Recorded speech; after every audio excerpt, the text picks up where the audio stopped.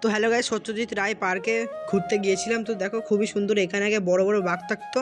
আর তোমরা আমার যারা ভিডিও দেখো তারা জানো, আর আমি ডেসক্রিপশন বক্সেও দিয়ে দেবো ফুল ভিডিও, আর দুটো ভিডিও যেগুলো বানিয়েছি পাট করে ওইগুলো দিয়ে দেবো, তো দেখতে পারবে। এখানে বড় বড় বাঘ থাকতো, আমপান যাওয়ার জন্য চলে গিয়েছে, বাঘগুলো নিয়ে চলে গেছে। এখানে বড় বড় করে লেখা আছে আই লাভ ধানপুরে। তো দেখো এসে কি সুন্দর লেখাচ্ছে এখানে।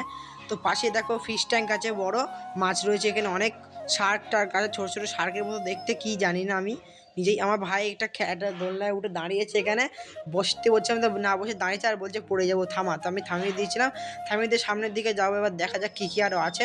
তোমরা নিশ্চয়ই আসতে চাইলে আমার সঙ্গে কন্ট্যাক্ট করতে পারো, নিচে আমি ফোন নাম্বার দিয়ে দেবো আমার, যে কোথা দিয়ে আসতে হবে, আমি লোকেশনও দিয়ে দেবো। তো তোমার সেই জায়গায় আসতে পারবে। বদ্রি পাখি আছে অনেক, আর পাশে দেখো একটা পায়রা রয়েছে। পায়রা কি ঘুঘু পাখি আমি বুঝতে পারছি না, কিন্তু দেখে মনে হচ্ছে পায়রা, আর এরা এর মধ্যে থাকে। আর গাছে দেখো কি সুন্দর ফুল আছে। তোমরা যদি কেউ এখানে পিকনিক করতে আসো তাও আসা যাবে, কোনো ব্যাপার না। আর দেখো কি করছে কাপেলরা, আমি নিজে দেখতে পেয়ে ফোন লুকিয়ে নিয়ে চলে যাচ্ছি সামনের দিকে এগিয়ে গিয়ে। দেখো পাশের দিকে কি সুন্দর ফুলের ঝাড় আছে দুই সাইডে, মানে খুবই সুন্দর জায়গা এখানে। আর দেখো আমি প্রথমে দেখে মনে করছি কুকুরের বাচ্চা নাকি, তবে না, দেখলে আমার দিদি বলছে এগুলো গিনিপিগ বলে একে।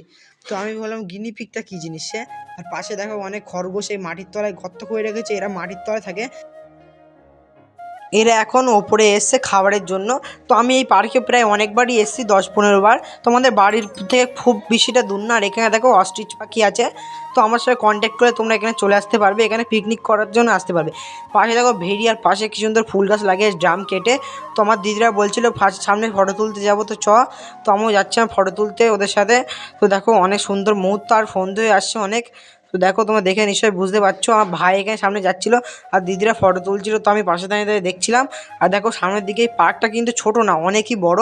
তো তোমরা আসলে প্রায় তোমাদের ঘুরতে 1-1.5 ঘন্টা তো লাগবে। আর আমরাও তো ঘুরে শেষ করতে পারিনি, বিকেলে গিয়েছিলাম, আর রাত হয়ে যাচ্ছে, সন্ধে হয়ে যাচ্ছে। সামনে দেখো হাতি রয়েছে, হাতি সুর গায়েব হয়ে গেছে। তো দেখো হাতিটা ভেতরে, ওখানে পাশে গিয়ে দেখবো কি অবস্থা।